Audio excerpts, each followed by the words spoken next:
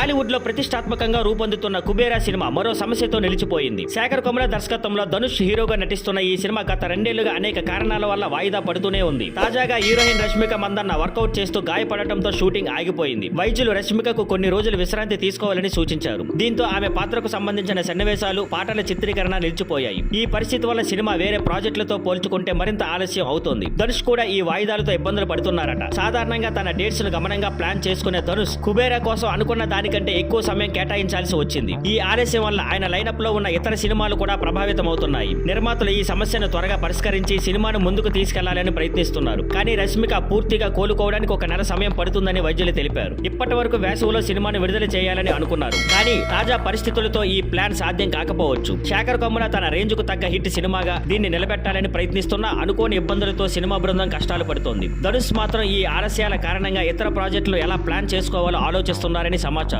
కుబేరా ఆలస్యం ఫ్యాన్స్ ను నిరాశపరుస్తోంది. Thank you for watching. Please like, share and subscribe.